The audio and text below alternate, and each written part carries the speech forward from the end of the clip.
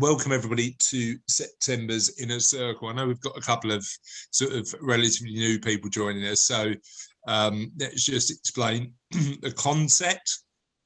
Effectively, Inner Circle is about professionals working together, collaborating, and trying to understand a little bit about how we might be able to help and support each other as fellow professionals.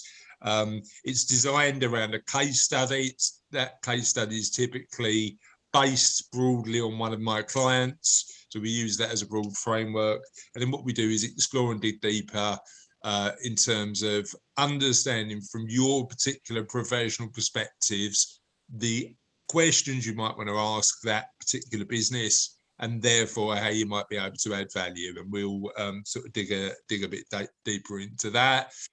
It's a really good way for me as a owner of a financial planning business to understand how I might be able to help the people in the room, because then when a client comes to me and I am thinking about who I need in my team to support that client, you know, the memories of Inner Circle always come up, but also allows, you know, professionals and my network to network together, which is something we actively encourage. So I know a lot of people in the room connect off the back of Inner Circle. Definitely encourage you to do that and make sure that you're making the most of the community. So first things first, let's do some, before we dig into the sort of case study, let's do some introductions, and let's start with Adam. Hi everyone, nice to meet you all. So yeah, I'm Adam Dodds. I'm one of the partners at Barnes-Rowe LLP, a firm of chartered accountants and auditors who offer all the normal accountancy services you'd expect accountants to provide to own and manage businesses, and but also we kind of advise on kind of like structuring and tax and various other aspects that kind of complement the normal compliance services as well. So I've been a partner now for just over 4 years, and I've been with the firm for almost 14 years. And so like I'm based at the Leytonstone office. Yeah, so as I say, I suppose perhaps you'll kind of find out a bit more as we kind of go into discussions and stuff. That's a very rough and ready intro, I suppose. And what's taking up most of your time at the minute in the work you're doing with clients? We are currently getting a lot of clients that are interested in selling their business. They've got to the stage, well, part of it's the pandemic. It's kind of made them realise and wonder what they want to do with themselves. Some clients were looking to sell pre-pandemic, but obviously the pandemic happened and everything kind of fell apart. Yeah. But there's definitely been a lot more traction on that side of things recently, and I've been having a lot of meetings with clients, talking to them about how they can kind of prepare for sale, what we can kind of do to help, talking about structuring and things like that as well. So that's been taking up a lot of my time recently. Yeah, it's an interesting time with that. I mean, we're finding that in our space, that, I've been thinking over lockdown sort of conversation is quite interesting. But yeah, I'm sure we'll explore that as we get into the case study. Thanks, Adam. Mike, do you want to talk a little bit about you and what you do? Yep, sounds like I'm in the right place because I sell businesses. So I operate the office of Everett, Masson and Furby, operating out of Milton Keynes, but covering Herts, Beds, Bucks, Essex. And we sell businesses kind of up to 2 million turnover. I also help on exit strategy and talk to people about exit strategy and valuing businesses to try and get to what a decent commercial value is, and talk to people who hopefully are still at an early enough stage that they can do something about the value, rather than having thought over lockdown that they've decided to get out and now need a certain figure, and the reality is that the market figure isn't at that need figure, and so they're going to have to continue with it or bite the bullet and sell it for a different figure. But that's been an interesting conversation. I'm still waiting for a lot of people that are thinking about it to sign up. We did sell quite a few businesses over lockdown, but haven't taken many new ones on. A lot of people are now thinking about it, but holding back from committing themselves. Why do you think that is? Why do you think you've got that? Is it because you work in a particular sector that, No, not particularly. We're fairly sector agnostic, although we do sell a lot of retail and food, but we will take anything on. No, I think, when everybody's told that you value a business based on the last 3 years, it counts. If you've been hit by COVID over the last 3 years and you've got an appalling set of figures for one, quite understandable reasons, then there is no market that's established that says, well, we either ignore that or we discount it by 5%, or there's no rule on it, no rule of thumb, and no definitive market that you can point to say how much that's affected the value. So that, I think, is holding people back. Plus, perhaps people are thinking there's also a question of uncertainty going forward, and their business is actually a degree of certainty as opposed to a degree of uncertainty. So that's something they can fall back on. Once they've sold it, then it's gone, and if something else happens, they've got nothing else to turn to. So, and it's all loads of reasons. I'm expecting, and also really the time of year, people tend to put the businesses on the market in January, February, March, not they tend to start talking in September and get around to it next year. Yeah, go Trev. So there might be an element of we'll wait till 2022 to start thinking about it, right? Yeah. Okay, cool. So we'll explore some of those issues definitely in the case study. Ian, tell us a little bit about you and your life at the minute and what you do for work. Yeah, well, as I say, Chris, thank you for inviting me. I know this was through David, but yeah, hello everybody. I work for Knight Frank Finance. Predominantly, we deal with a lot of the high net worth mortgage side of things. Over the last 2 years, we've kind of branched out into later life lending. So that involves things like equity release, bridging loans, retirement interest-only mortgages as an additional way against the normal kind of mortgage lending. It's funny, Adam mentioned earlier about sort of the COVID effect. It hasn't affected our area of business. It's actually grown a little bit, and I think that's predominantly because people have come out of work or have stopped work and have sat there and said, you know what, I'm 63, 64, I'm coming up to retirement. If I lose my job, what am I going to do? Am I going to go back to work? Do I want to try and clear my mortgage now and pay off? So it's made a lot of people think over this last year and a half about what their future aspirations are. 100%. And that's kind of where later life lending comes in. It's nice to have if it's required, but it covers many different ranges from repaying mortgages, boosting your retirement income so it sits alongside your pension. You can use it just to enjoy a holiday if you wanted to. But we're finding, in terms of our inquiries over the last 6 months, a lot more people are thinking about inheritance tax, those kind of plannings around that. We've had people purchasing properties because of the arrangements with the stamp duty being free for a certain period. So there's been almost a bit of a gold rush on that. So yeah, my view is obviously to give clear advice on the pitfalls and the perils of sort of borrowing in later life, what the effects are to your property, because it's all based on your home.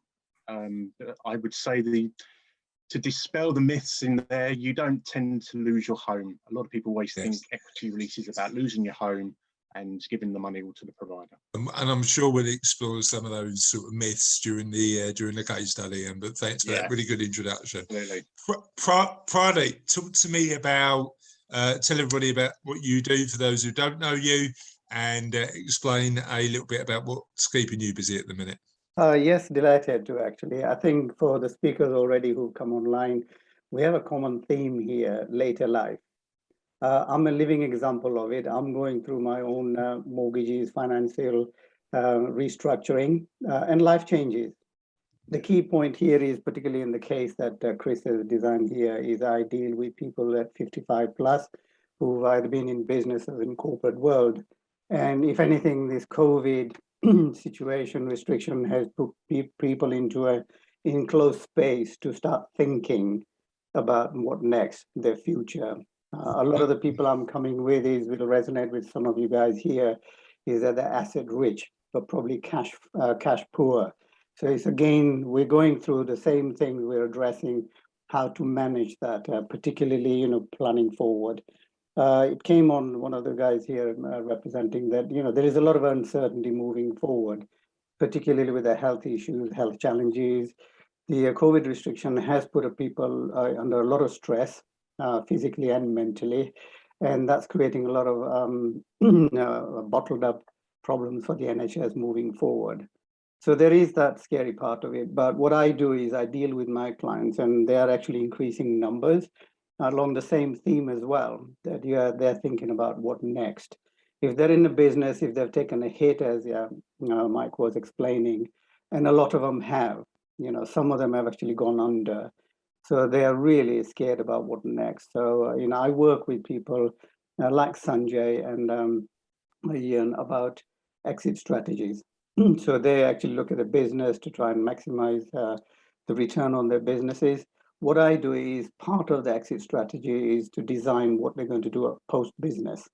There's a huge scope there. There's a lot of challenges as well. And for the uninitiated who haven't had the chance to think about it, you're going into falling off the edge of a cliff. So it's really trying to plan ahead and have a structure in place to step into rather than falling over something. Yeah. So this is what's kept me busy. And I think a lot of you guys, we resonate with a similar type of clients and issues. And I'm sure there's a scope for a lot of collaboration in helping our respective clients. Yeah, 100%. I mean, I think the other interesting thing for me, Pradeep, is, if I look at my client bank and sort of just talk from personal experience, there has been a sort of a differentiation between, actually, I feel quite bad for saying it, but actually the businesses that have done really well during lockdown, because I think there are businesses that have been quite robust and resilient during lockdown, professional services being one of them. And it's interesting that actually sometimes we do, and rightfully so, focus on those businesses that aren't doing well. But I was talking to Hannah Lee, was it last Friday, Hannah Lee? We actually met in person, which was a bit of a strange experience in 2021. But I think there is an element of, some businesses are sort of actually been quite resilient and robust over that period, and it seems to have been a bit of a famine and thirst, but we'll see whether that continues or not. Thank you, Pradeep. Raymond, talk to me about don't talk to me because I clearly know, but talk to everybody else about how you help. Yeah, so I work with small business owners to build their businesses with their families. So to put that in some degree of context, over the pandemic, I work with my clients and their wives to understand how navigating the pandemic whilst understanding what the impact was on them as a family, to ensure that they came out the other side of this. And thankfully they have, and actually all are in growth and on the acquisition or funding trail at the moment. Okay. So it's been quite interesting in that respect, but also doing it with a personal plan and knowing what it actually means for them. So it's been I think the pandemic has been in some ways really helpful for these businesses and the business owners. They've got scars from other lives, but actually getting them to engage with their wives and one of them in particular has older children who are involved in the business as well. So it's been good. Good. I'm a finance director and coach, so I bring sort of facts and feelings to the table, business experience, as well as being able to work with the relationships. And have you found that some businesses some family businesses have actually wanted to say, I want to exit, or is one of my clients sold out to his business partner. It was just like, him and his wife were like, we don't want this anymore. And it's just like, his business partner's like, well, okay, I'll buy you out if that's what we think is the right thing to do. They're doing okay. But yeah, and I think it's interesting talking about selling a business right now. Kind of, it's one of those that these guys are saying not going to get the value. There are ways to exit, obviously, that don't necessarily mean sell. And I think that's also good to be able to speak about what opportunities are for next opportunity for them, as well as selling their business. Yeah, it's interesting. I mean, I know it's not the panacea and it's not right for all businesses, but I'm doing some work with a pretty large construction business who recently sold out to an EOT. and that, I mean, there's clearly a capital gains tax benefit for a business that's particularly large, but that model seems to be growing in popularity at the minute. Number one, because of the tax incentives, and number two, because of the sort of legacy of the business. If they're selling it to the team, potentially that can continue, but that's not right for all businesses. Thanks, Raymond. Really appreciate that. Sanjay, tell us a little bit about you, your business, and what's keeping you busy at the minute. Hi guys. I'm not sure what to say actually, Chris, because you and I would have shared the podium, wouldn't we, in the past? Yeah. So I, like Chris, I'm a chartered financial planner. Set up my business, then sold my business to private equity, and then in my new life, what am I doing? It's really I've established what I call a vertically integrated business, which is taking the parts of what we've heard around the room today and bringing it all together under one roof. So it's succession planning, it's corporate finance, it's brokering the sale, getting businesses sale ready. And I suppose the ingredient, or one of the ingredients for success that we've brought into the equation, is to bring in people like Chris and people like, I suppose, Mike, Adam, Raymond, and square a circle. And that circle has always, for me, for the past 35 years that I've been in business, has been when business owners have financial advisors, so people like Chris, myself, and we generally, historically, have worked in isolation to accountants or other business advisors. And this is a fantastic forum that Chris has set up to bring different professionals together. But historically, IFAs, accountants never really worked together on the same client in a collaborative fashion. So one of the things I've done in the last 18 months is I've called it Know Your Number, which is to speak to an accountant and say, your business owner has a business that you value at X, then speak to Chris and say, what is the number for that particular business owner? What does he need by way of net capital to have confidence in selling his or her business without the fear of running out of money ever again, right?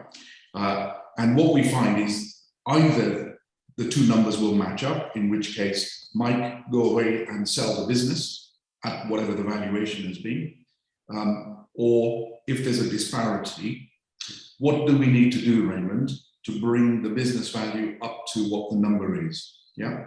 And if there's a surplus, Chris, we're going to sell the business, you're going to have a whole lot of liquidity that you're going to invest, and the minimum return we need for this particular client is a very small number because the business is valued at a higher number. So it's kind of bringing everything together. Yeah. And the piece, sorry, Chris, the piece that we bring as well is the corporate finance piece. So if the business is undervalued, how do you grow the business? If the guy only has a short period of time before he wants out, then we'll raise acquisition finance to scale his business up very quickly, or we'll help to grow that business organically if the timeline is a wee bit longer. So hopefully that makes sense. Sorry, Chris. Yeah, perfect. Yeah. And Sanjay, I'm 100% with you. I mean, that having particularly for business owners, having a team you work with that work hand in hand and communicate with each other is a bit of a no-brainer to me, to be honest. I mean, it just makes sense to do because, like in a circle, you've got sort of different levels of expertise, but also different perspectives that you add value to that particular client to give them a fuller picture. It's interesting because we're doing this more and more as financial planners, working with teams of other professionals. And funny enough, somebody really well was saying, Jay, Cliff, we're doing some work with at the minute, along with an accountant to support one of their clients. So yeah, that joined up approach just makes perfect sense to me. So thank you, really appreciate that. Hannah Lee, tell us a little bit about you. So I'm a solicitor with Palmer Solicitors. We are an all-round sort of service law firm throughout Essex. I personally deal with wills, trusts, probate, anything to do with that, more private client work. I guess with regard to what's keeping us busy at the moment, it's the same thing that it has been for the last, well, at this point, 20 months, I think. And that is just everybody now seems to think that they need a will immediately. And obviously the other side of things, unfortunately, is the probate is still very busy and things just sort of having that knock-on effect from there, really. I mean, the time that probate seems to have been taking for a couple of clients that we're helping just seems to elongate at the minute. And how are you finding that? Yeah, I think you can just pretty much put any government organisation there. I don't even think it needs to be probate. Probate at the moment, it seems to be improving. They did do the greatest idea ever, and that was to try and change all of their systems at the same time as going into sort of lockdowns. So they had a sort of double knockback, I guess is the only way to say it. They seem to be a little bit better now, but they're still changing the goalposts every time we try and make an application. In terms of timescales, you mean? Timescales, but also the requirements that they need. So how it always used to be a very simple application in the sense of we knew it, we were familiar. Now it seems to be every time somebody logs on to the online probate portal, something else has changed. Yeah, gotcha. Yeah, so it's not massively problematic, but obviously all of that is causing delays. And then as soon as you send it off to the probate registry, there's no rhyme nor reason. Some come back very quickly. Others seem to go into a black hole and disappear until you force somebody to go and find it. Gotcha. Yeah. But, yeah, it's the same across the board, to be honest. The Office of the Public Guardian for lasting powers of attorney, we had a notification. They typically used to take 6 weeks. We're now being asked to give them at least 20. Yeah. So it's, yeah, everything just seems to be delayed at every point. Well, imagine somebody without the experience and knowledge trying to do that on their own, though. That's the reality of it. You know, that's even more frustrating, isn't it? So thank you, Annalie. Really appreciate that. Kevin, talk to me about what's going on in your world, mate. Good afternoon, Charles Lake. We are Later Life Lending. Sounds like we've got a niche here, Chris. It's good. We're Later Life Lending Solutions Limited. My background is over 21 years, so unlike Knight Frank, we tend to be more of a niche provider on the older products, the remortgage side of it, as well as the care and inheritance planning. So we tend to do that side, working a lot with introducers and like yourselves, trying to make more of a circle, solving it. Just like Annalise said that it's useful already to become public office guardian. I've noticed delays and benefit is in a circle, Chris. I've got a fact from the solicitor exactly where we are. So it does help clients on that side. So yeah, we are 55 plus. Recent care changes or awareness has started some interesting inquiries. Like anything from the government, it's always on an overview basis, not the real facts. And the real cost is still there. That is creating interesting opportunities for us alongside tax planning and gifting. Right. We're finding. Thanks, Kevin. Really appreciate that. So let me share my screen or my other screen to just talk through the pertinent parts of the case study, just so we're all ready. And I know that plenty of you sort of get the case study in advance, read it through, but for the benefits of the people who watch this on LinkedIn afterwards, because we do sort of publish these case studies because we're told that a lot of people find them quite interesting. It's useful to have a bit of an insight in terms of what we're talking about. So the case study is Ben. Sorry, one thing to mention, just to make it entertaining for me, really. I normally put a bit of an 80s reference in there. And if you happen to sort of mention it throughout the case study, there is absolutely no prize. But it just makes me chuckle a bit, so feel free to. So Ben Adams runs a recruitment business with his partner, Billy. Ben and Billy met 10 years ago when employed at the same business, and 5 years ago decided to set up their own firm. They set this up, but Billy's mum helped out with a cash injection. Both Billy and Ben feel like they might need some extra capital to ensure that they've got enough money, and Jean helped them out with that in the early years. But now Jean owns 8% of the shares of the business. The business is a recruitment firm called PYT and specialises in recruiting teachers. Interestingly, they're one of these businesses who have had a growth spout in during the last 2 years because of the need for cover for teachers, but also people leaving the teaching profession. Ben's optimistic about the future, and so is Billy. Jean, on the other hand, her attitude has changed in the recent months. Jean wants to leave the business. She wants to personally exit, and she's now starting to look at what her next stage of life might look like. But she would like to maintain some influence, but just get rid of some of those other roles in the business. One reason for Jean's desired exit is her wanting to have a bit more balance in her life. But Billy and Ben aren't stopping till they get enough. They're sort of back on the track to make sure that they continue to grow. And part of that is because Ben believes the work that he does provides significant purpose. The other challenge they've got is they think quite differently as business leaders. One of them is a bit of a black and white thinker, and the other is a bit more shades of grey, but less decisive. And they're trying to work out how to get the right balance within the business when it comes to sort of making decisions. They've got two parts of the business: permanent recruitment and temporary recruitment, but they haven't got anything in place to make sure they're protected if they can't work or die. In particular, the shares. Jean's got a will and a power of attorney in place, but Ben and Billy haven't got anything in place. They've got an office in Loughton where most of their staff are based.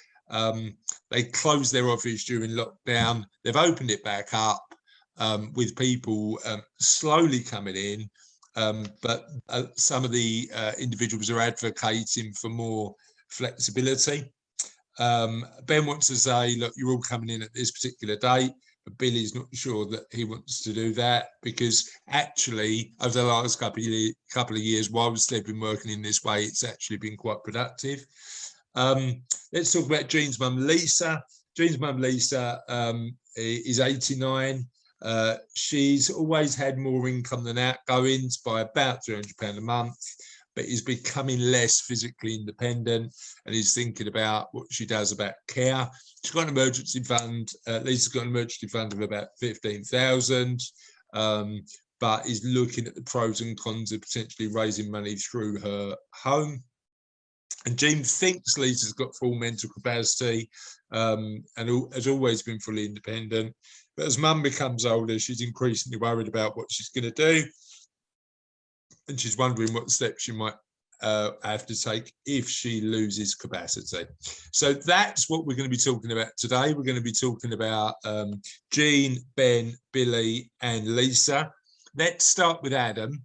First of all, I think the first question we always like to ask, and just a little disclaimer: any mistakes, errors, omissions, or gaps in the case study, intentional to spark debate, Adam. Clearly, I didn't make a mistake on this. Maybe not, maybe I did. But first is what I mean, there's plenty of gaps, but what are the gaps you'd want to fill first? I suppose I'd want to find out a bit more about the four individuals' kind of end game and strategic or personal plans, I suppose, for the next, say, between 5 to 10 years, maybe. Obviously, here that Jean's obviously got an intention to leave the business sooner rather than later. As you say, there are definitely a lot of kind of questions that I'd be asking to do with the share structure. Finding out whether there's classes of shares, finding out what the personal profiles of each of these individuals are as well. So, for example, if one of them takes their money and just spends it as soon as they receive it versus the other shareholder perhaps just saving it in a big pot, it'd be interesting to know the dynamics between those as well. Obviously, things like shareholders agreements and whether they've got, it suggests there isn't one in place, but suggests understand whether they've thought about it before.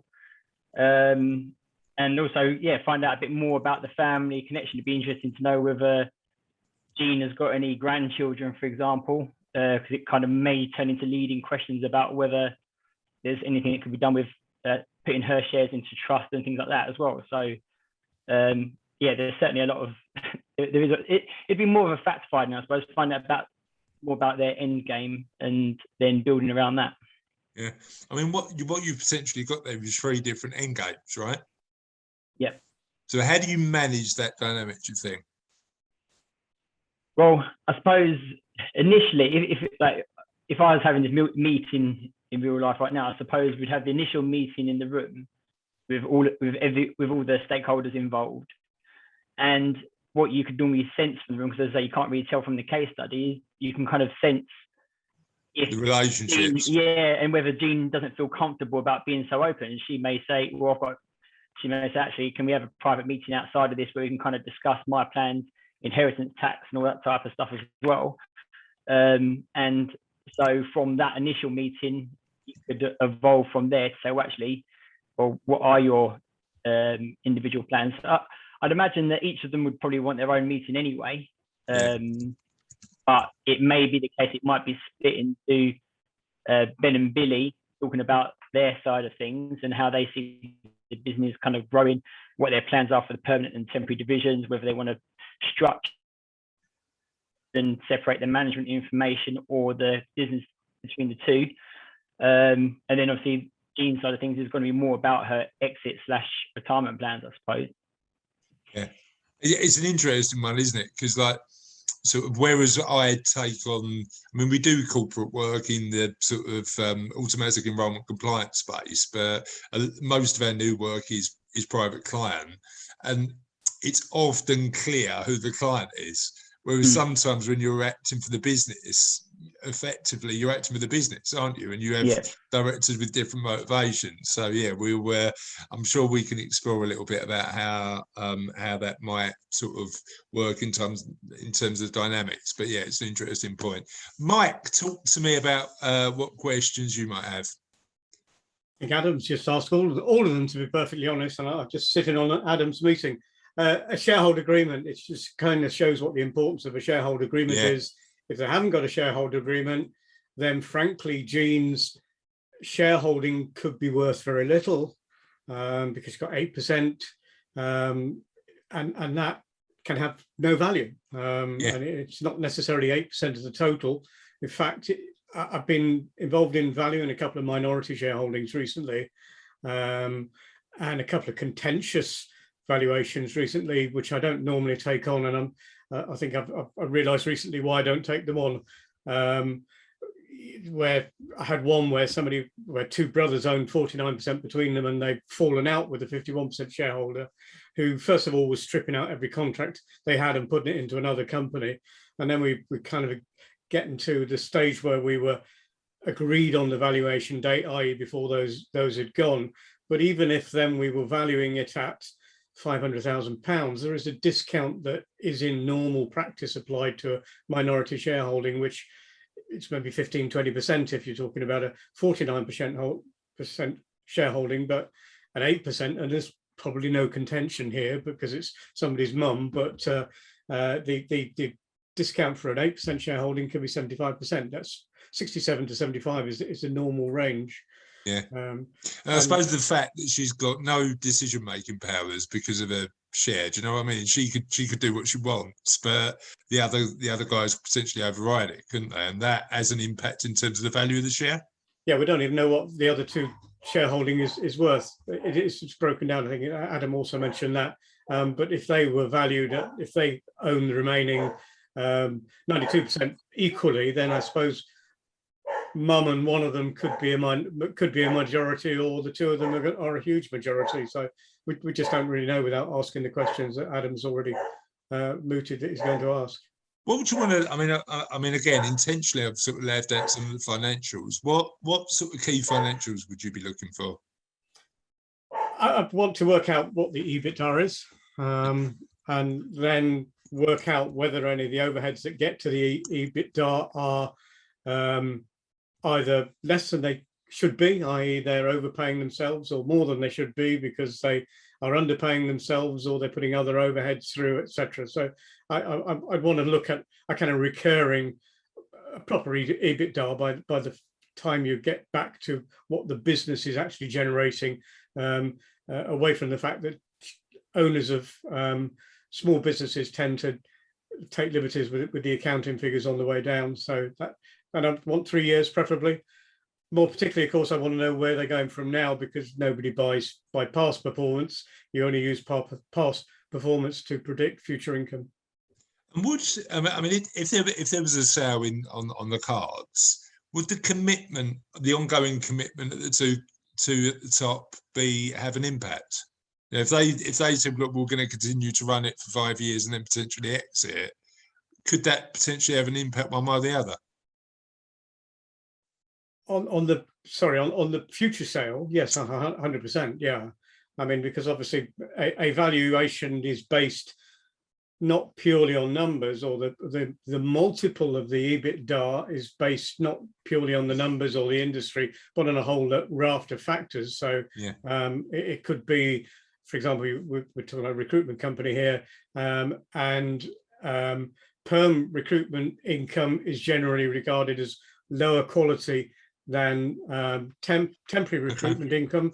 Spread of clients is another big factor that goes into the valuation. So if they've got one huge client that's dominating the profits, that could push down the multiple. Yeah, there's no diversification, is there? Yeah, no diversification. Gotcha. All those sort of things are going to happen. So I'm sure others here have, and Sanjay, I think particularly the sort of thing he'd be looking at when he's potentially going to then go back to a business coach and say, look, you need to work on this, that, and that. Those three factors, forget the others, they're all fine, but those three you really need to work on, and then you can push the valuation up. And I've seen, I do a valuation and I break down into what I call the 7 pillars of valuation, which are basically the value drivers of the business, and I then break down and show people what the business is worth and what is actually holding it back, and what the sort of numbers how much the numbers can go up if they work on the drivers. Those multiples have a pretty huge impact if you focus on them, can't they? That's right. Yeah, cool, great. Thanks, Mike. Really appreciate it. Oh, by the way, I previously, but I've spotted your 80s. This time I didn't need to spot it. It hammered me on the head in the first paragraph, so I'm going to let someone else go. It's too unsubtle for me. Sorry, Chris. Fair enough. I need to work harder. I've been busy this month, Mike. I've had a busy month. You've hidden them before when I was the only person to guess them, but this I'm running out of 80s references. It's got that bad. Okay, great. Ian, tell us a little bit about what, and I'd imagine it's probably going to be for Lisa more than anybody else, but tell us a little bit about what questions you'd want to ask. Yeah, well, actually, it can cover all really, but yeah, you're right. It's more Lisa towards the end, being age 89. Jean to a certain point, because her view is she may want to take a step away from the business, and is she restricted by her income? Again, there's no specifics about if by doing that, does that leave her a shortfall? I mean, what we don't know is what other assets she's got, do we? Exactly. You know, I mean, as Sanjay said at the start, part of my sort of job would be to work out what asset she's got, where that money's held, is it held as efficiently as possible, and whether it's going to be enough. And that would then allude to whether she might need to rely on the equity from a property to sort of fill that gap. But we don't know that information. You're right. Yeah. So assessing that, is it in my view, what's your future aspirations for the next 5-10 years? Is it to supplement income until a later date where pensions come in? Yeah. Potentially claiming state pension at the moment, you would assume, but again, that would be something you clarify. And then is it to your future aspirations to enjoy retirement? Is it a complete step back, or are you looking to do something in the future, maybe start a new business, or it's the emotional element of why she's thinking about that, which you need to sort of question and understand. There was a pull on her mother as well, which I noted, that she was worried her mother may go into care, although fully independent at this stage. So is she thinking about taking a role as a carer? She may want to care for her mother. The mother wants home care. So how is she going to fund that? Does a mother own her own home? In which case, yes, you could release some funds to cover that. How much is it going to cost? What type of care? Can she do the activities of daily living? And is it progressively going to get worse? Is it nursing or actually just helping out a bit, isn't it? Yeah. Yeah, that's it. So is the cost going to increase? And it's those kinds of questioning that you'd involve the medical underwriting, the current health situation, just to get an overview, and then you can plan on current costs and potentially what could the future expenses be. So obviously wills, lasting power of attorneys, to check them to make sure they're current. With Dean though, because they weren't married, I kind of went backwards a bit and thought, well, he's older. If she were to pass away, would she want to leave everything to them, or is she more focused on Billy being her daughter and maybe ring fence that? So similar to what Adam said, maybe a trust or some sort of arrangement which ring fence her assets away from Ben, because potentially the way they conflict over business, it could lead into their personal life as well. Yeah, that's me thinking outside the box.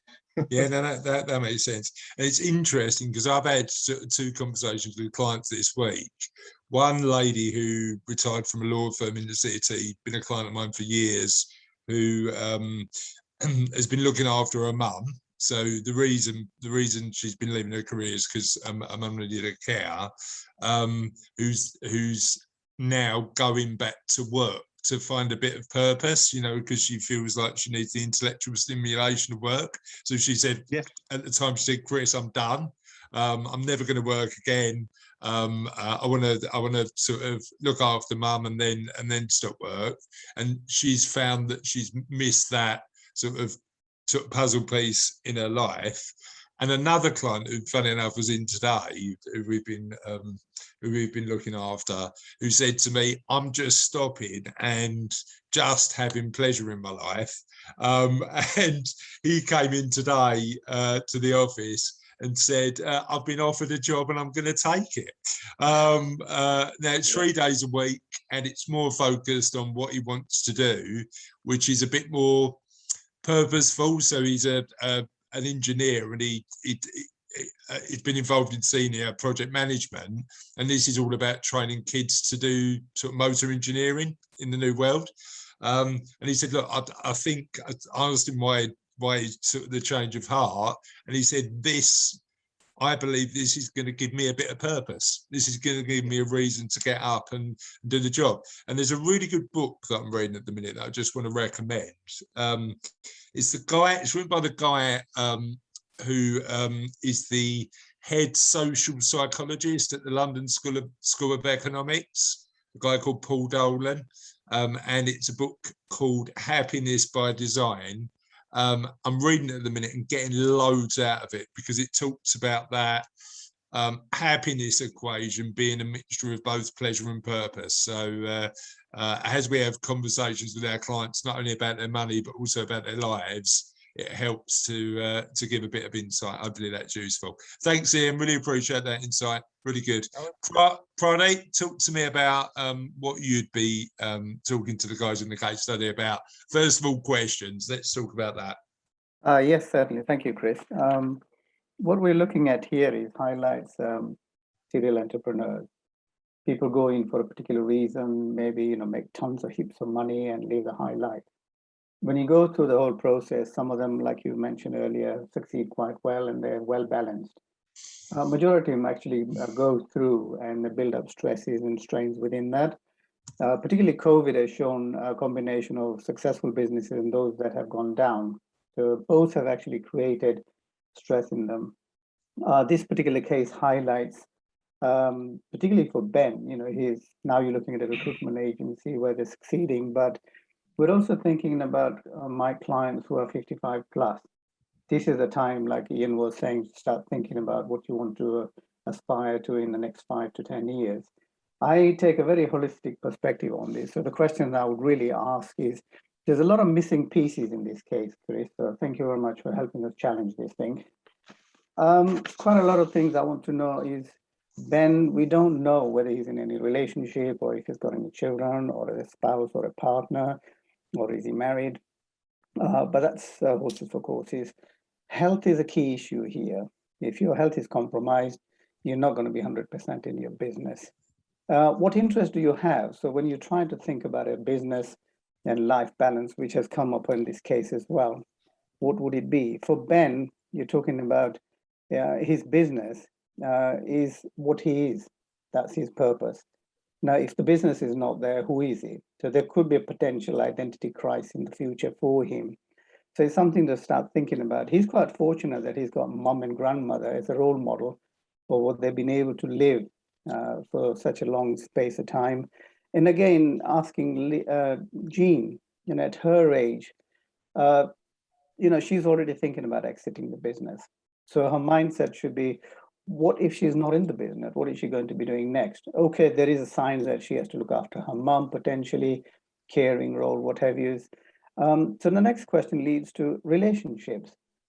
Your existing relationships with not just your business partner, but your family. These are key questions about what your business relationships are now and your family relationship, and what would it pan out moving forward? Sorry, we have a guest on board, have we, Chris? That's my dog. It wasn't the cow, by the way.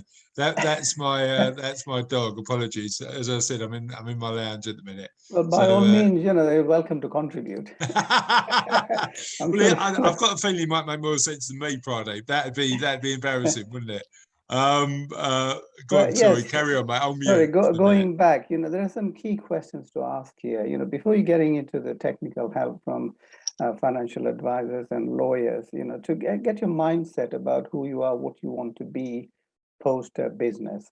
Business is part of your life, but eventually you have to step off the business at some point in time for whatever reason. And I think certainly a lot of the key players here need to ask those questions. I would really like to sit down with all of them and just get a perspective from each one in a group dynamic, so everybody understands where they're coming from, where the journey they've been on, and their aspirations. Some of the things could be deeply personal, so that's when one-to-one would be very beneficial, because there are certain things that are very personal and they don't like to talk in public, or rather, washing the linen in the public type of thing. This is where I would really drill down to what their aspirations are. Have they been able to achieve those in their lives? So moving forward, what are the potentials of capitalizing on achieving those? We mentioned about passion and purpose in life. We all have different points in our life where we think, oh, well, this is what my purpose in life is, or this is what I'm passionate about. But as time changes, your passion and purpose also changes. So at this point in time for Ben, even Billy is not discounted. He's pretty young, but he's involved with somebody who's possibly 20 years older than him. So there is a different age gap and in aspiration as well. Maybe Ben could succeed in the business if he had the right support moving forward. But again, there is that gap. If Ben wasn't there, what happens to Billy? And, there are interdependence in this business, including with Jean. So they have to think forward. What's going to happen to the business? What do they want to do in life moving forward? If Bill, Jean wasn't there, how would Ben function in the business? Yeah, so I mean, it's again, interesting because, I mean, as you know, this is based on one of my clients, typically, and that dynamic of relationship and age gap was because they wanted to start the business with having the younger partner take over at some point in time in mind when they started, which actually was a logical step at the time. Absolutely. But moving forward, when you're thinking about Ben, If he's 56 now, we should be thinking 5 years, 10 years ahead. Where is he going to be in terms of his personal aspiration? He may even feel that, I'm done with business, and where does that Ben live? So it's really grooming possibly Billy into the role to take over, but also having the other infrastructure and the capabilities that are in place now to be replaced with somebody else. You can recruit people. They're in recruitment business. Yeah, build a team. So getting the right people could be another solution. But again, it's about mindset changing. As you're changing through your phases of life, your mind should be changing along with it. We all like to think we are 21, but our physical appearance doesn't allow that to. You get obvious signs sometimes to trip over. But I'd like to talk to them. There's still a lot of questions to ask, and a lot of them are deeply personal. And from that perspective, they'll have a sense of clarity of who to ask what. So when you get other specialists, they'll know clear in their mind what to ask for. And when I mean, there are days when in my head I'm 21, but then that half marathon time on Sunday made me realise I'm definitely not Pradeep. Thank you so much no, for you that. feel. Raymond, Thanks, Chris. Thank you, mate. So, Raymond, talk to me about what questions you'd want to ask, mate. Well, I'm really going to struggle here, aren't I? But to echo one of Mike's points, as an ex-executive search finance director, profitability in a recruitment firm is not made equal depending on the income stream. So, but I think that's actually quite an interesting point around around the psyche of the two partners, because if you're driven to build a part of the business that actually from a acquirer's perspective has very little in the way of value, I wonder how Ben would feel to find out that that is the case. Because to go hammer and tongs at building a recruitment business of all things, recruitment businesses are unfortunately not sexy for acquisition. They are trade sale more often than not, and that is low multiple. So one of the things I would be interested to understand is what they have taken out, what their expectations are for taking out, given that what they have in their hand is, I would suggest, not gold, might be silver, if not bronze at best. Well, I mean, you and Mike alluded to it, but and again, it might sound like a silly question, but one I'd like to understand. Why the difference between the valuation of a temporary and a permanent recruitment agency, and why is perm valued less potentially than temporary? You want to go, Mike? I saw you come off mute. Yeah, I mean, in my head, off mute in case you ask me. In my head, it's because it's a bit more transactional, right? But absolutely right. The perm income is transactional. Every time you have a new perm job, you have to go and find a new candidate for it. Whereas if you've got long-term income, then that's recurring income. This is almost recurring income. Yeah, I mean, if you've got long-term contracts and you've got temps in, then it's they tend to roll over. It's interesting because we in our financial planning business, clearly we've got sort of new client fee income and recurring income, like a lot of professional services firms, and our focus is on, if we have one number in mind when we're thinking about the success of the business, it's actually increase of recurring income, not new fee income for the reasons you allude to. It's an interesting one, isn't it? Some businesses, accountants, I've valued an accountancy practices recently, they totally ignore the transactional income, and it's purely to do with recurring. It's academic, income, isn't it? Which really, is not normally a large number, but it can be occasionally.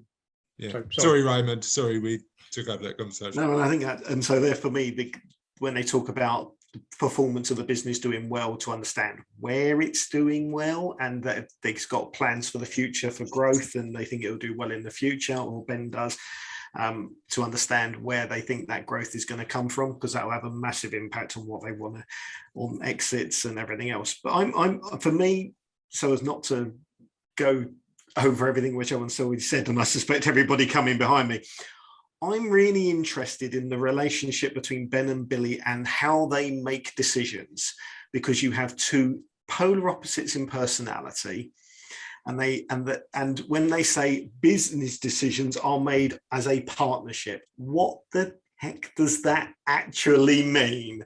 Because I know when you stick a husband and wife in the room, or three business owners in a room, You've got to find a way to come to the centre somehow. And I'm intrigued. I'd be really intrigued to get them in a room to understand how they fundamentally make. I'm so glad you picked up on that. I did put that in there on purpose, to be honest. Oh my God. Who shouts loudest wins strikes me as maybe the way as in made as a partnership. Yeah, I mean, it brings an interesting question, doesn't it? So, yeah, you've got a partnership, and let's assume it's not in the case study, but let's assume the equity shareholding is equal. How would you sort of make sure you had a bit of a, you know, fairness in terms of decision making? What would you put in place? Could there be a structure?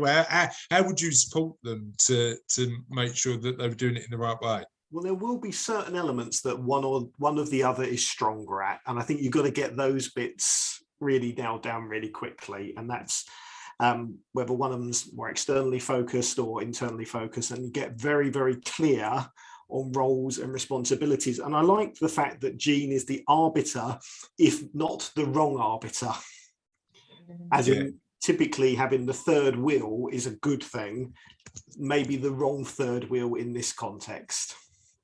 Yeah, because normally when you work with a business and a group of 3 business owners, typically you'll find that it will be 1 and 1, and the third one will be, well, I'll come down on this side, or and is more balanced.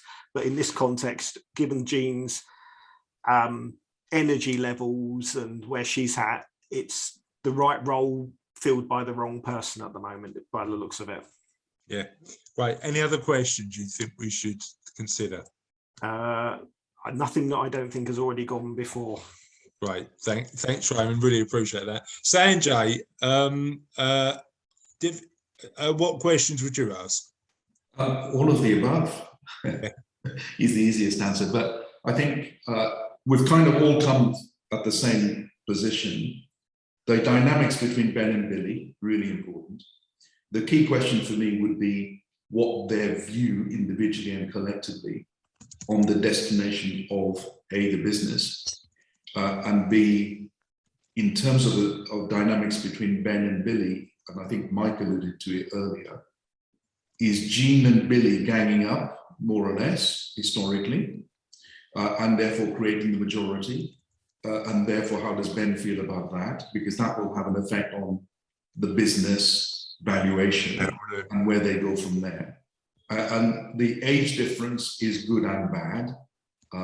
The good is Billy is in charge of the part-time recruitment, which is the value add, whereas Ben, being 20 plus years older, is in charge of permanent recruitment, which is just transactional. Heading cash flow, but not multiples 1 times possibly, maybe trade sale scenario. But the negative is the 20-year age gap.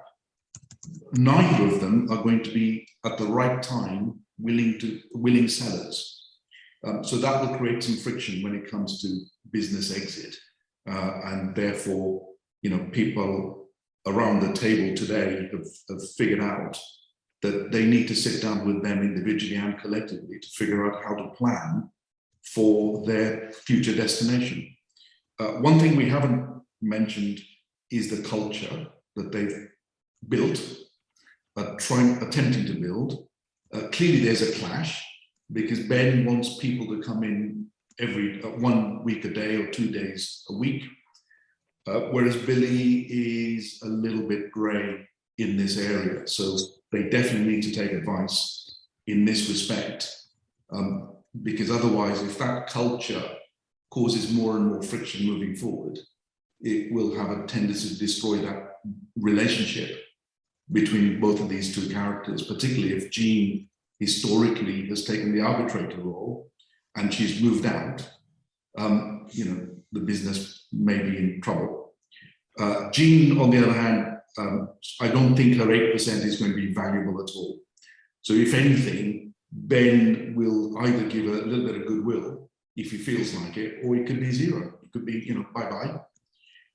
And maybe take on a consultancy or a non-exec type role in order to continue to retain some influence on the business, if that's what she wishes to do. but clearly her mother may become the overriding purpose for her moving forward. I mean, the challenge you've got is for her share. There's not a market, is there? Who's going to buy it? Nobody it's external probably going to be business internal. is going to buy it. Yeah.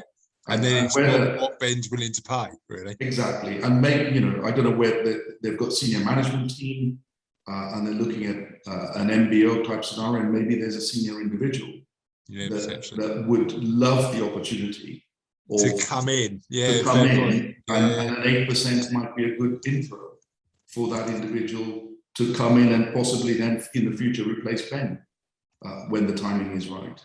Yeah, that's an option I considered. But definitely they need to think about business will, shareholder protection, assuming that they've got a shareholder agreement, which I hope for Jean's sake they have. And clearly they need to look at their personal finances with wills and things like that. But also we would need to understand fully all of the assets, liabilities, income, expenditures of the business as well as for them individually. So lots and lots of omissions, mate. Yes, intentionally, Sanjay, of course. But the interesting thing is part of the reason that I put the flexible working element in the case studies. We were due to have, we've normally got an employment lawyer in a circle, and that adds to the debate. But also that's a conversation going on, from what I'm hearing from the people I'm speaking to, across virtually every single business at the minute. Now, how do we move on? And there's also a conversation about presenteeism. Are we sort of bringing people in, or are they more productive at home? But also, I mean, it's a debate we've had in our business. How do we maintain that culture if the only reason we're communicating is on Zoom? And it's a different dynamic. It's interesting, isn't it? Thanks. I don't think that's that important. The legal position is the legal position. They'll have to do whatever their employment lawyer will tell them to do. I think the more concerning piece is it likely to cause friction between Ben and Billy? Because they clearly have opposing views when it comes to their staff. And that's where my worry would be. Yeah, really interesting. Thank you, Sanjay. Really appreciate that. Hannah-Lee, talk to me about your perspective on the case. Right, so obviously a lot of them are going to be what was said before, checking the Articles of Association, the shareholders agreement. That's going to be sort of pinnacle for the business side of things. I think after that, I then have to sort of ask Jean a little bit more about her will and her power of attorney that she already has.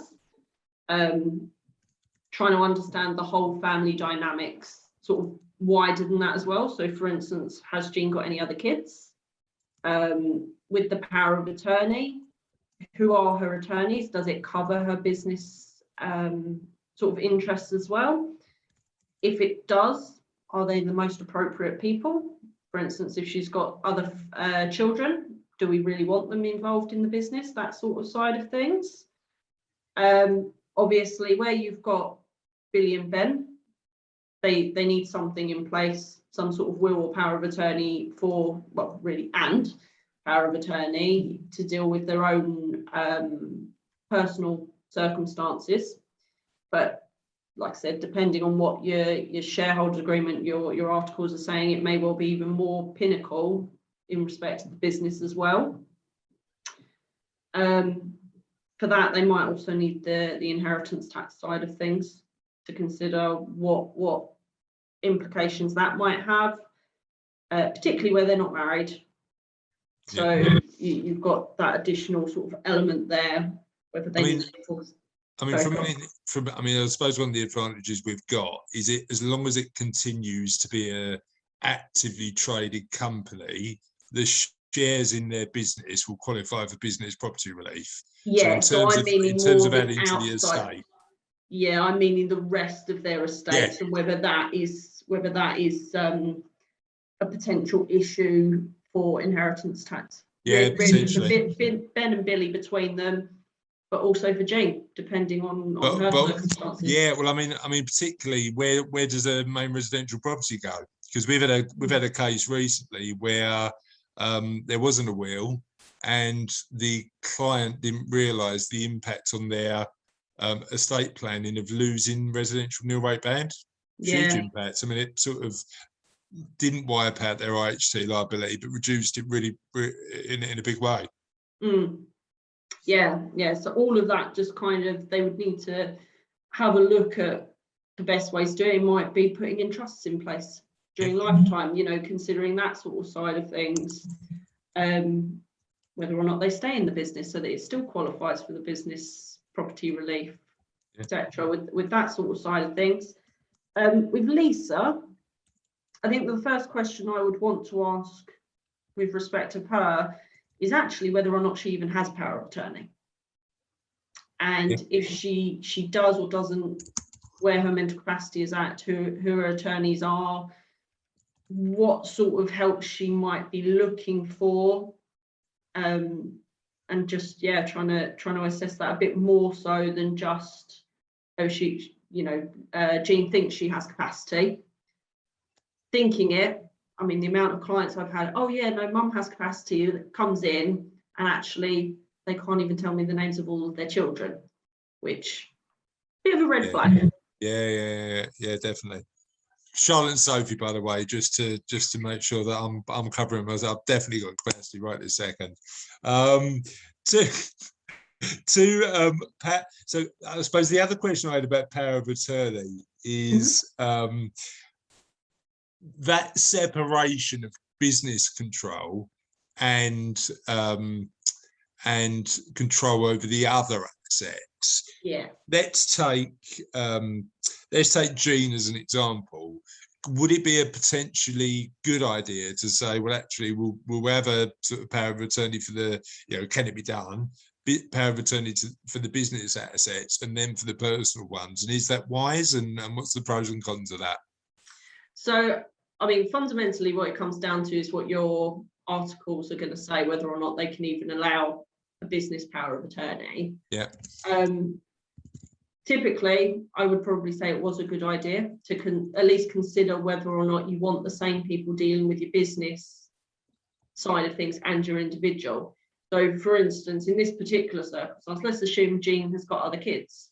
Yeah. You might want to have all of her children being able to help with her personal finances and wouldn't want Ben involved. But with the business side of things, Ben's actually involved already, right? Yeah. So it might be more appropriate for that to be Billy and Ben. I mean, ultimately, the attorneys would have to get along with each other, generally speaking, whether they're business or individuals. But sometimes it's a good idea to keep those things separate, because do you want, you know, another child being involved with the business who's got no idea and coming in and, you know, maybe disrupting the dynamics they already have for the sake of just not having a different power of attorney to deal with the business side of things? Yeah, it's an interesting one. Okay, great stuff. Any other questions you want to ask? Not that I can think of. I think most of them have been covered. Good stuff. Thank you. Really appreciate that. Kevin, now it's always a bit of a nightmare going last, isn't it? Because we've spoken about a lot, but and we'll go the other way. Everybody's sort of moved around on my screen at the minute, but we'll go the other direction so that you get a chance to go first next. But are there any other questions that you? To be honest, mate, no, I think you've got a situation, it's communication. Everybody's spoken on the other side of it, which is important. I've got to leave in a couple of minutes, so I won't go first next, but it's an interesting scenario. I can't add to what you've already had. You've got its legal view, whatever. So basically, I think it's been very well covered, so I can't add any more factually to it.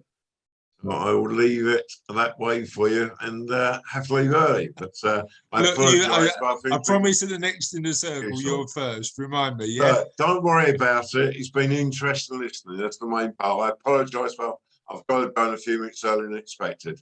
All right, good stuff. All right, thanks, Kevin. Really appreciate that. Okay, good stuff. Thank you. So we've talked about what questions we've asked. There's clearly some big gaps in terms of what we need to know.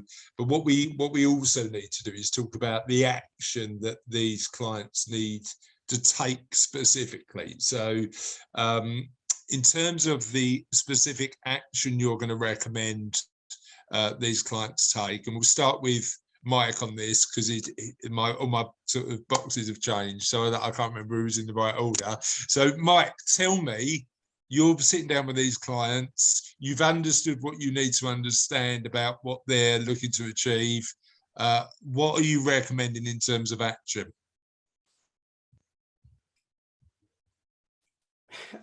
It depends how they've answered my questions, I guess. Yeah. But well, I think if they've answered my questions, I would suggest they go through the valuation of the business, because that's my expertise, and I can't really recommend on the others. And as I said already, see what's holding it up, see how it could be improved, see whether that's what they want to do, and then I would send them to somebody to work on that. I don't have ongoing relationships with clients, so I would find someone else for them who would work with them on that business. Work with them to improve those pillars, right? To improve those pillars, yeah. And talk to us a little bit about those pillars. So, what in terms of the elements that contribute to that value? The 7 are start off with profitability, but profit means nothing if you haven't got the cash. So cash flow.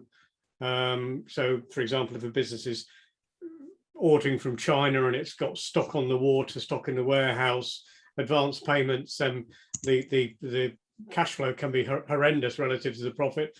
Similarly, if it's a business that has got recurring income and just gets standing orders every month, then the cash flow can be fantastic because they're never owed any money. They got money in advance. I've just signed an in advance contract myself today. So that's the kind of business that would value nicely because in terms of the cash flow. Then you've got scalability.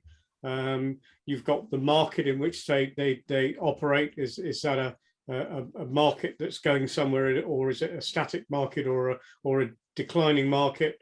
Then you've got the team that they've got in the business. And is the business the directors? Because if you want to sell a business and it all revolves around the directors, and you're going to sell the directors with it, well, that's going to be tricky, isn't it? But similarly, if the directors could go on holiday for 3 months, come back, and the business is just as good as it was, then you've got a self-contained business that would value potentially considerably more. Then you've got the USP. Has the business actually got a USP, or is it just another Me Too business? Could somebody step in and set up the same business, have a website, have an office, and do exactly the same and get to the same position in no time whatsoever? And again, that sort of barrier to entry that created by having this powerful USP. I'm hoping that's 7, but if it isn't, I'm hoping nobody's counted. Well, Russ has just sent me a really useful message saying that we've still got the 7 pillars PDF from last time. So we'll share that with everybody because I found that a really useful document. I've got 1, 2, 3, 4, I've got 6, but that's fine. Off the top of my head, I can't remember which one I've forgotten. So yeah, no, it's fine. We'll send the pillars document out for you, Mike, so that everybody's got insight in terms of that. 2 questions that I've got personally, sort of that would help me. Number 1 is directors' remuneration. So, as a financial planner, we'd want to make sure that directors make pretty decent pension contributions. Now, if I look at sort of my business and the pension contributions as director of the business Cassie and I make, that clearly has an impact on the bottom line in terms of in terms of our numbers, and there has been recommendations I've made for clients to potentially use this year and last 3 years contributions as a direct contribution into their pension. Now, potentially, if they were looking to sell that business in the next 3 years, that could skew their numbers. Does the market and do people valuing businesses take that sort of element out of account? Would they effectively remove that director's remuneration as a... And add it back to start off with, and then take off what the remuneration of a manager would be. Yeah. So if to replace you... Yeah, add back the salary. No, right? I don't want to make it personal, but if to replace a director, it's going to cost a £45,000 manager, plus national insurance plus a pension, then that's the figure that you would take off. Quite often at the moment it's the other way around, of course, because directors are taking out dividends to avoid national insurance. So the director's salary is 8,900 or what, 9,000 or whatever the figure is. So you have to actually take a little bit more off, because the manager would cost 45 as opposed to that 10,000. But you get all sorts of things that go through companies that, strictly speaking, aren't anything to do with the company, and certain accountancy practices are a little bit more liberal in the way they apply things and allow things than others, is the way I see. It is getting to the bottom can be difficult. Getting to the bottom can be a private detective type work. To assess true value. The true value, yeah. Yeah. So basically, what you want is that business. Now, if it's a very small business, I don't even bother getting to an EBITDA. I get to a seller's discretionary earnings. So if you're running a restaurant and you're the owner, you work in the business full time, and you make 100 grand a year, then I'd multiply that £100,000 by a lower figure than I would multiply an EBITDA if it was a self-contained business that was fully managed. Yeah, it's and a much lower figure. Yeah, it's completely discretionary, isn't it? And clearly there's certainly if I look at my business owner clients, there's a couple of challenges that they're facing at the minute. I mean, COVID might be one of them, but particularly for our import-export business owner clients, Brexit has had an impact on cost, and the cost and time it takes to jump through some of the sort of paperwork hoops that's created. And I suppose that potentially has an impact on valuation. So how important is timing to that valuation? And if a business owner is in a current economic market that might have impacted their valuation, what are you talking to them about in terms of their options? It depends whether they need to sell or I started off saying that when I value a business, or when someone sells a business, it comes to me because they want to sell a business. They usually have got a figure in their mind. Sometimes haven't, or sometimes pretend they haven't, but I think they do have a figure in their mind. And there's a figure you need to sell your business, and a figure that's a fair market worth of the business. And the fair market worth of the business is going to take into account everything you just said, because it's all about what the business is going to earn from now. I had a business that was selling quite a lot of stuff on Amazon, and they had almost as many sales through Germany and France as they did through the UK. And selling to Germany and France through Amazon just became horrendous for them. They've got it now. They were carrying the stock in the UK somehow. I don't exactly know how it was working. It was all fulfilled by Amazon business. Not a terribly valuable business, but their turnover has gone down by half because they can't be bothered to sell to France and Germany through their Amazon business. Because of the hassle of it. It's just the hassle of it, and the extra stock they've got to carry and the extra options they've got to give. So they pulled out of those. Now they're saying, well, you could go back into them again, and you try telling that to a buyer, and then you see what the buyer's going to do in terms of what they're prepared to pay for it. Yeah, if you're not prepared to do that, so am I going to? Yeah, it's an interesting one, isn't it? Thanks, Mike. Really appreciate that. Okay. Raymond, what action are you taking on these clients' behalf, or encouraging them to take?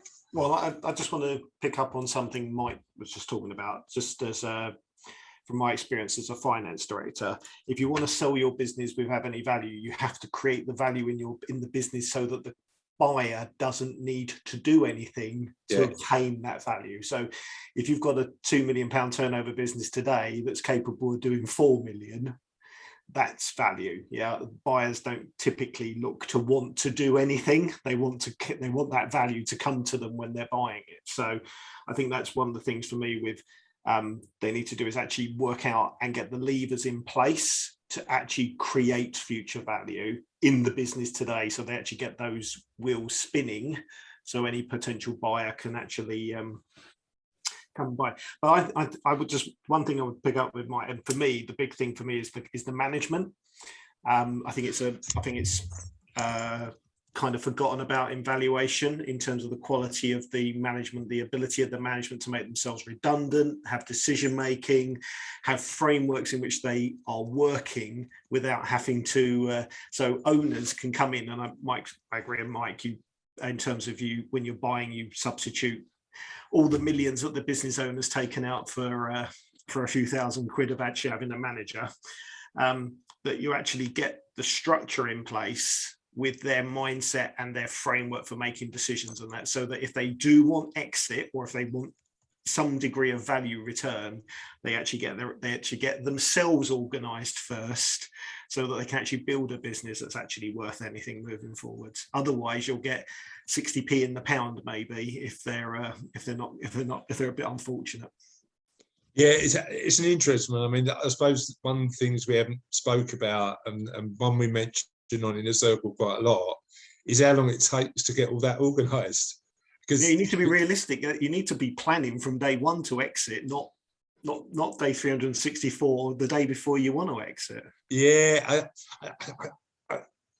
So again, speaking from personal experience, I don't know whether I set my business up planning from day one, but certainly over the past 3 to 5 years, it's been sort of, and again, I've got ages to go, but it's also part of that strategy. I mean, how many businesses do you know plan from day one?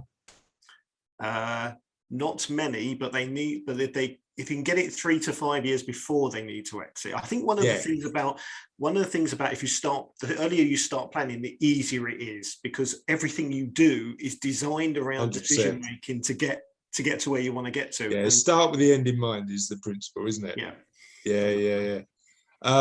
Okay, great. And then so management, and then talk to me a little bit about, I suppose, what we've got potentially is a management team that can come through from internally within the business. What sort of strategies are you encouraging the current directors to adopt to make sure that that's coming through, so they are redundant eventually? Well, they need to, I think someone asked about whether they got a management structure. They need to have a management structure. You need to be able to demonstrate that there are talent behind who can come through, or there is process and control within the business that just is technology is a great thing, which can actually investment in technology to actually do some of the things they don't need to do.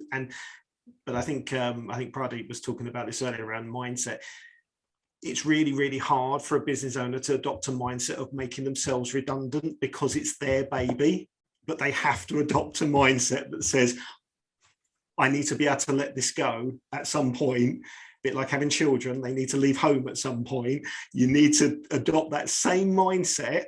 This is why I say when you talk about building with family, you're going to let your kids go at some point. You need to let the business go at some point, guys. So why not start now so you can actually get going? I think that's fair comment. And as a dad who's having a daughter who's leaving home next year, that's a challenge. Friday, talk to me about what you'd be recommending in terms of taking action. Actually, thank you, Raymond, for that. It reminds me of empty nesting. Chris, you're already going through it, and I think quite right, Raymond. What you just said is that your business is your baby, and you're so closely attached to it with its well-being, and you want to make sure it functions well and it's successful. It is time-consuming. It takes a lot of energy and effort as well. On the other hand, it is also enjoyable. So this actually puts your life into a purpose. You're doing something purposeful. When you have to let it go, it's like you said, it's a grieving process. It's a bereavement. Now there is a benefit to it, and that's something that I learned as a new empty nesting parent, is when my son said that, look, before I was born, you had independence. You could do whatever you like, go wherever you want, eat whatever you want. From the day he was born, everything revolved around him, his needs and everything. 30 years on, we've been doing that. So he said, look, when I step out of here, and by the way, he actually moved out last year. He's got his own property. So he's got his independence. He says, think of it this way, Dad. He says, I'm getting my independence to stand up on my own feet, make my own decisions, make my own mistakes. You have the freedom to do what you want now without me being in the way. So I think the same thing here with business is that, when you have to let it go, you have to think through, what is your new independence going to look like? How are you going to fill it with something that's meaningful and purposeful for you? If you don't do that, it's like in any business, you have to have a business plan.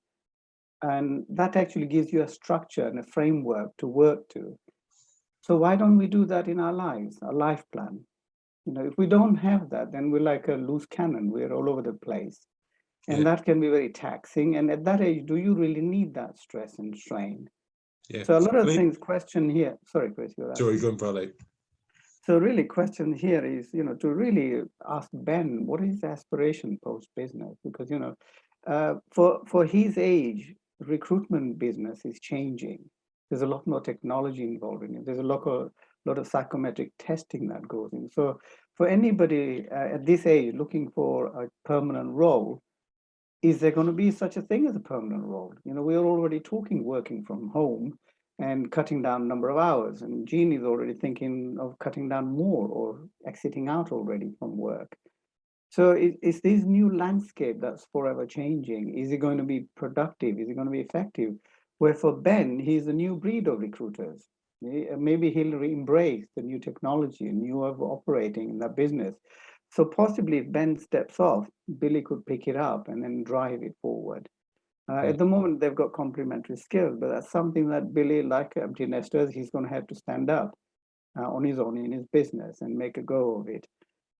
Same thing with Jean. You know, she's been in this business, and partly she's part of the business. And to let it go is going to be a grieving process for her. On the other hand, she's got her mom to take care of, so her role is going to change from some mother-daughter relationship to a carer. So these kind of things, if you just generally talk about it, it'll clear the air and give you a sense of clarity.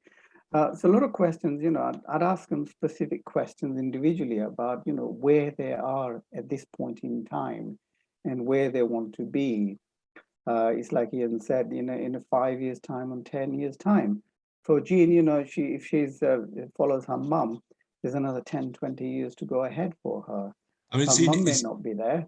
It's interesting. I mean, we use a structure developed by a guy probably Sanjay knows, who's a financial planner in the US called George Kinder, and we find his 3 questions really really interesting. So, you know, and again, they're quite hard hitting, but actually they do make a client think about what their next steps are.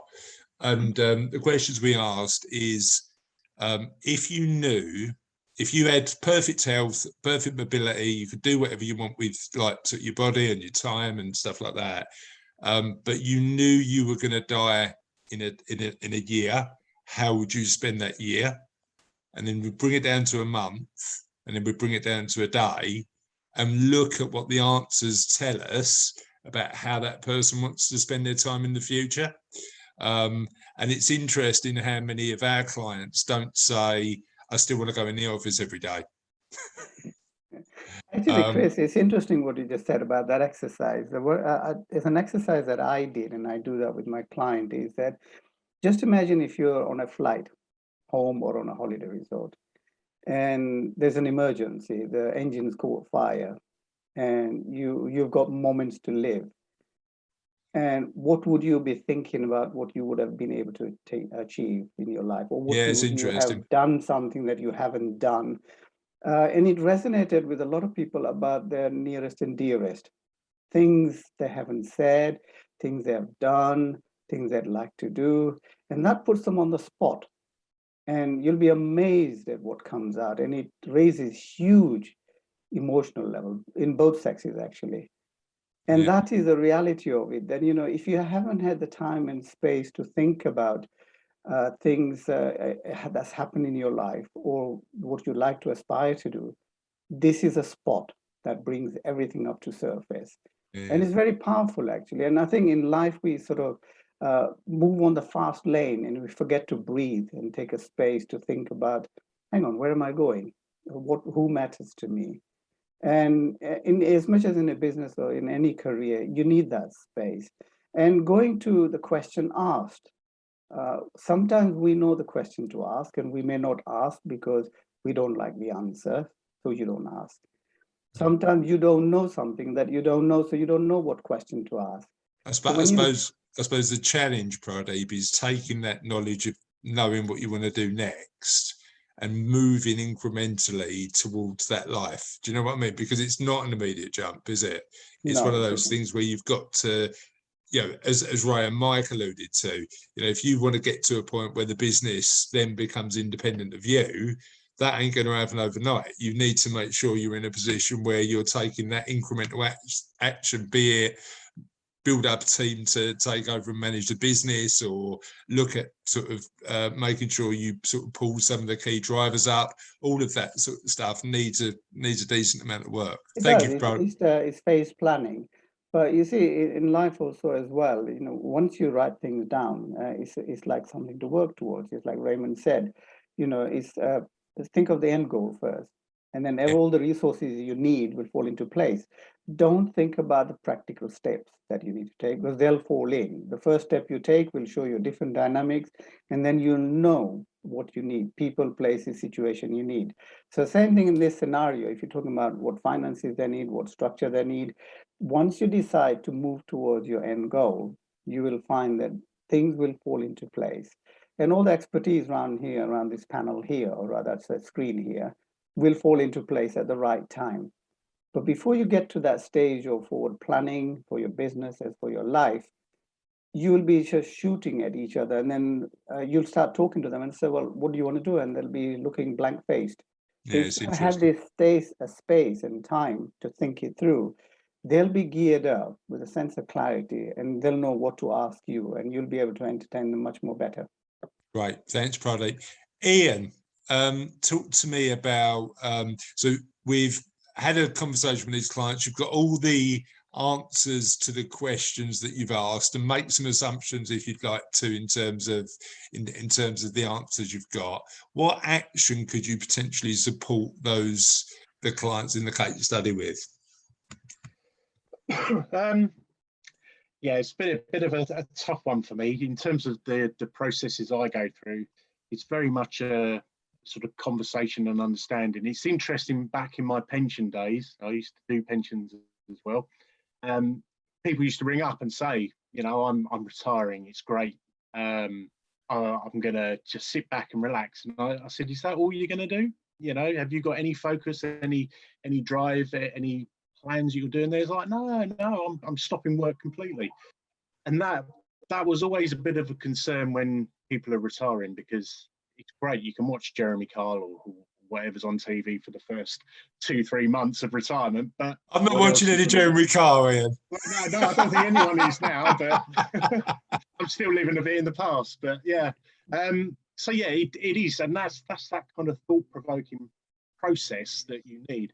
But you know what's interesting? I think, you know, that change in our profession. So when somebody says, are you a pensions guy? The answer is definitely not. I'm a financial planner who uses pensions as an asset to potentially help somebody achieve their goals. And weirdly, the other thing that has, and again, I probably was a pensions guy when we set the business up 10 years ago. And I think probably, hopefully my skills and the professions evolved over that period of time. And then I tell you, the other big change for me is that concept of retirement. So a lot of the clients that we work with are pretty sort of relatively wealthy, pretty successful, either in senior management or business owners. And retirement, the word retirement and the concept scares them a bit. So the conversations that I've been having more often than not, and I know we've got a couple of people who've probably gone through this sort of experience as well throughout their careers, is either make work optional or look at what's next in your life. Because that seems to then, you know, I think retirement is a sort of sounds like for a lot of people too much of a full stop. What do you think? Absolutely. Yeah, it's not retirement finish, it's flexibility in later life. And that's the way, I mean, I don't sell myself as an equity release specialist, because it's not all I do. It's bridging loans, it's retirement interest only plans. It is later life planning. It's another section of your life. and Yeah. you want to make sure that you're fully covered to do everything. And you almost, sort of similar to what a lot of other people have said, you kind of go to the other end and say, when do you think you're going to die? When's that D-Day going to come? And I potentially want to live another 20 years. And as long as you've got that positive mental view, and I've come across many 68-year-olds that have the chair in the corner of the room waiting for the day. And I've met 92-year-olds, only one recently, that are active, fully, you know, socializing with friends, Yeah. actively living. But how much of that do you think is about mindset?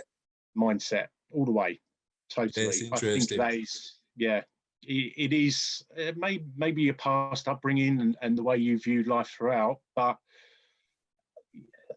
whether you've got no money or lots of money, the mindset is the way it makes it. And yeah, I can say those types of clients are more enjoyable to work with than the ones which are waiting for the day. Let's put it that way. So yeah, it's sort of a process to work from the end and then break it through. So yeah, your plans over the next 5 years, your 10 years, the rest of life. As you're getting older, does it slow down? Income becomes more because you're doing less. What are your plans to do? What are your plans in those years to keep yourself active? Yeah, it's really interesting because so when we're helping people build their financial plans, and we use a tool called cash flow to sort of map out how long the money's going to last, you're sort of planning for an indefinite finish, aren't you? Because you don't know when it's going to be. And we use I don't know if you've seen this, and I just want to share it because it might be useful for another couple of people in the room. We use a tool provided by the Office of National Statistics. Now, I've said we're not pension guys, and we're not, we're financial planners, but effectively this tool is called free, available to anybody. How long will my pension need to last? And effectively what we might do is put a client's age in, and it gives a really good ready reckoner of their life expectancy. So for somebody who's 60 now, average might be 86, but they've got a 1 in 4 chance of reaching 94 and a 1 in 10 chance of reaching 99. And for a lot of our clients, and again, it's interesting because these are based on national figures, so they're not from they're not from the southeast, which if you live in the southeast, you're likely to live a little longer. They're based on smokers and non-smokers, so you've got to bear that in mind. And typically, our clients are wealthier, and therefore that does have a impact on life expectancy. What it helps us do is put that, how long is a piece of string conversation into perspective. I mean, the UK now has the largest over 100-year-olds in record in history. So longevity and people living longer is expected, and it's expected to increase over the next 20, 30 years as well. So maybe the equity release providers have got their figures wrong, who knows, but it'll be an interesting one. We'll see. I think they're basing their figures on a bit of market growth as well. Yeah, the view is when you're considering clients additional bolt-ons with equity release, when they have current drawdown plans, or and they're saying, I want this income to supplement my investment growth and my return that I'm getting on my drawdown. It's very hard to kind of give them an exact figure, and you can only base it if health plays a part as well. So it is a little bit of finger in the air, but you can only base it on the factual information you've got at the time. And I mean health. I mean health has an impact to any recommendations that probably any of us are going to make. Even when it comes to what you're going to do with the business, if health is a factor, and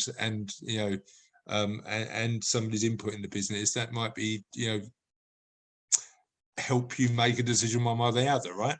That's as I say, to sort of answer the question, it's about the factual information, but tying that in with the aspirational views of what that client wants for the next 15, 20 years and what that looks like, and then matching it up to provide a product or an option available to them with some flexibility in the future for care changes and things like that.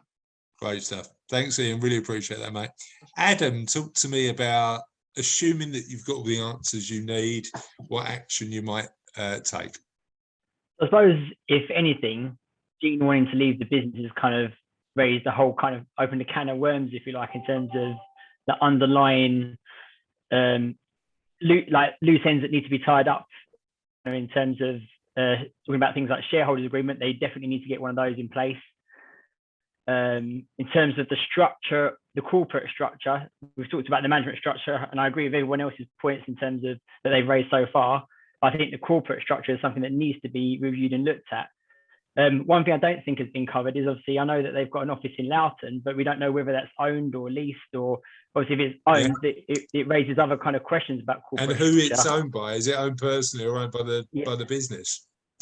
Exactly. And say if it's used for the trade, you want it to be a part of that corporate structure, but you don't want it to be at risk from the more risky permanent based recruitment versus in fact, you want it away from the middle altogether. So you'd be talking about, well, let's set up a holding company with a property co and a trading co. You could split out permanent and temporary recruitment. So we'd be talking about all that kind of stuff in terms of structural wise.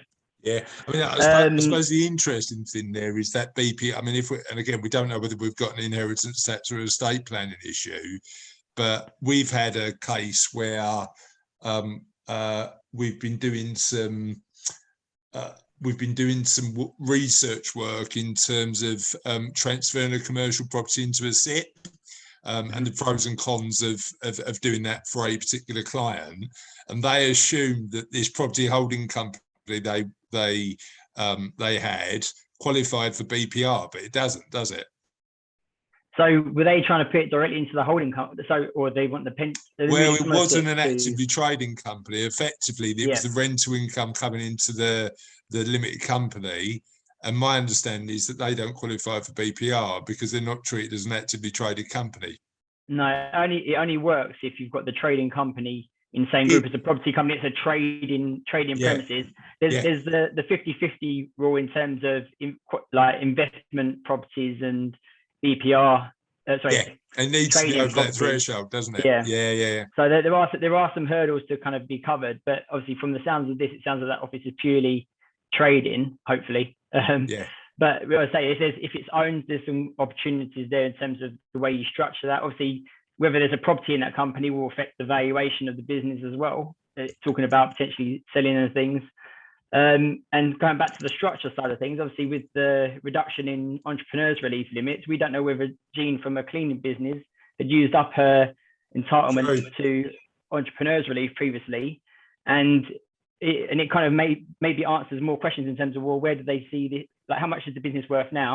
Where do they see it growing to when they eventually exit the business?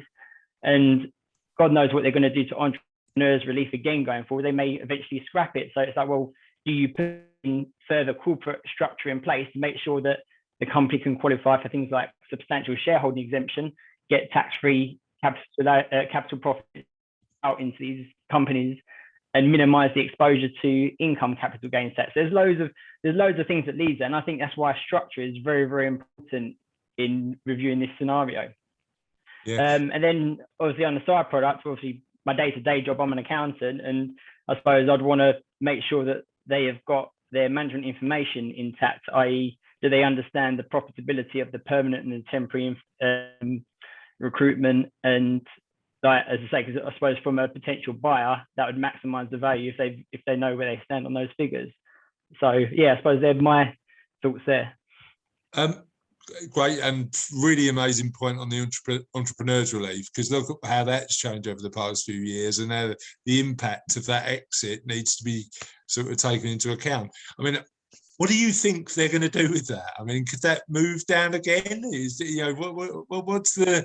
I mean, I suppose the trend is down, but they've still got to incentivize people building businesses, haven't they? Yeah, it's definitely a delicate balance, because obviously they're trying, I suppose, especially because of the pandemic, they're doing what they can to try and claw back.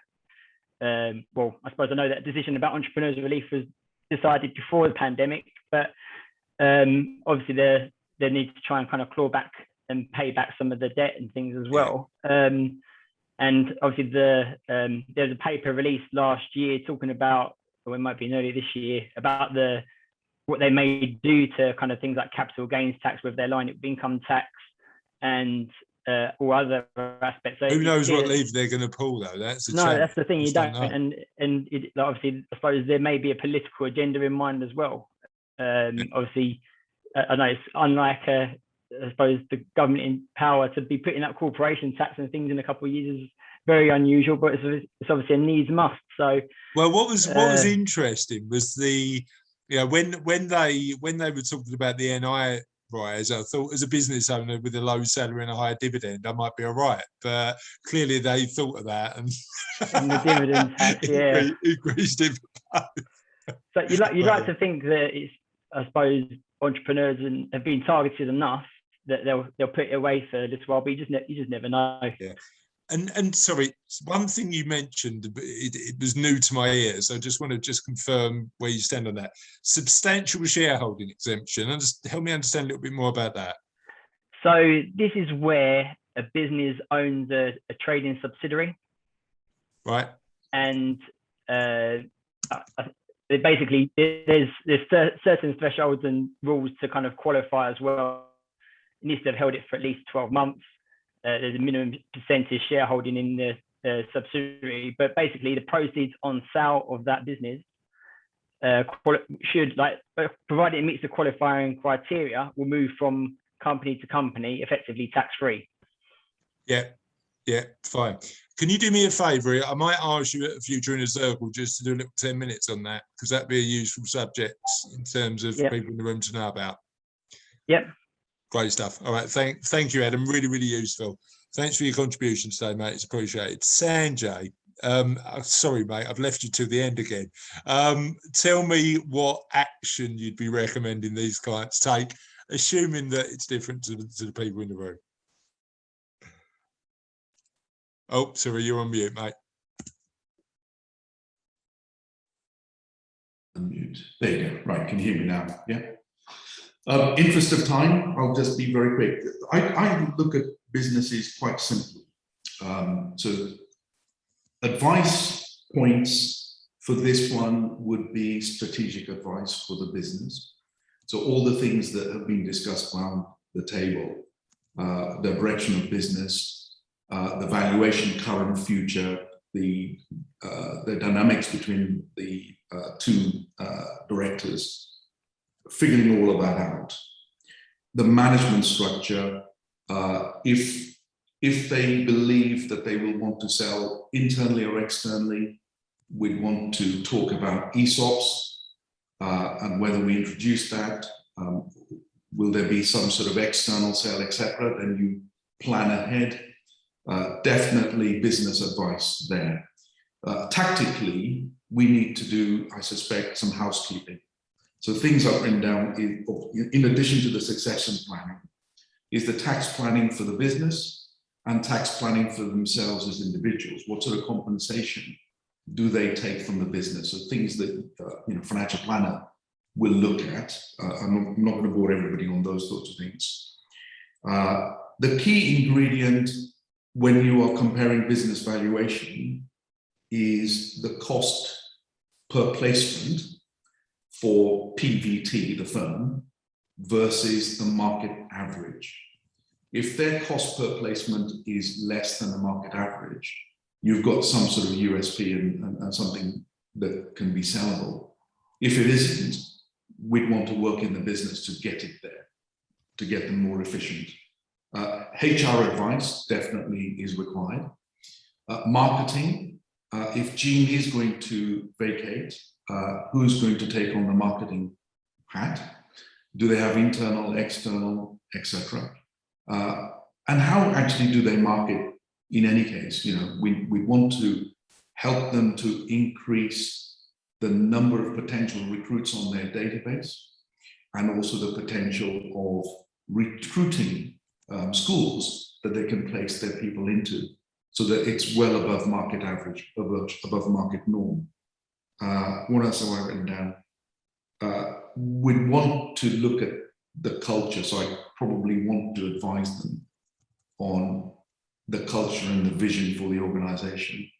unless they believe that they're just going to retire on their pensions and the business will be worth zip. In which case they don't need to worry about any of the things that we've been talking about. But the housekeeping side, shareholder agreement protection, business will, personal will, estate planning.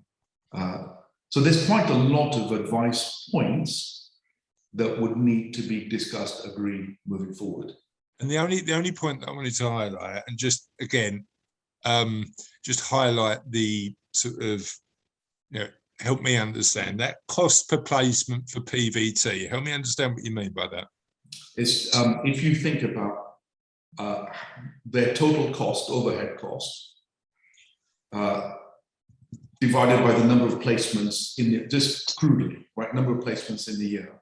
That will give them an average cost per placement. Gotcha. So how much does it cost to, and this, you're talking about the permanent business, aren't you, as opposed to the temporary one, or both? I do both. So you have one factor for one and another factor for the part-time.